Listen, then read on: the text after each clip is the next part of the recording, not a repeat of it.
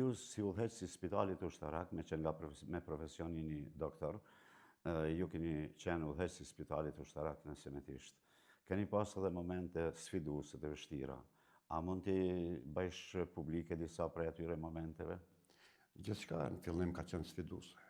Sfiduese sepse thash nuk kemi pas kushte edhe ka qenë një ndërmarrje shumë e gënjeshme, shumë e rrezikshme, ka shi një ushtria të fortë të armikut që kishim në Serbinë, po ishte vullnet i madh. Më kujtohet e faza fillestare kur me mira 3 vishin ashtan dhe kërkëshin armatim dhe të kyçnin në ato që nga të që s'kish për të gjithë ata.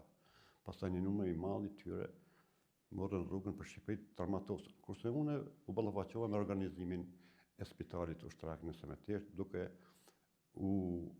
me ndihmuar të tjerët edhe duke angazhuar stafin i cili do të mirët me trajtimin e pacientëve. Këtë aspekt unë mendoj që ka qenë një vullnet i madh.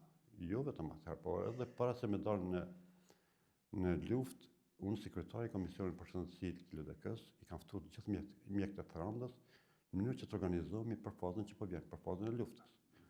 Edhe kërkova që të formohet një shoqatë e cila do të përfshinte të gjithë kategoritë. Pa marrë parasysh do të jetë një LDK dikush apo do të jetë ti përfaqësoj të gjithë, një shoqatë e mjekëve.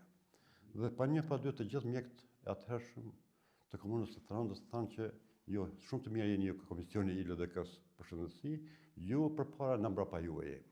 Edhe për garantoj që të gjithë kanë qëndruar aty në fjalëve dhe secili mjek ka qenë i gatshëm të kontribuojë me aftësitë e veta, me ekspertizën e vet në shëndetësinë e komunës sonë. Tash unë jam marrë në organizimin e shëndetësisë edhe Spitalit Ushtarak në Semetisht një kohë, pastaj kemi ndryshuar vende sipas zhvillimeve të ngjarjeve luftarake.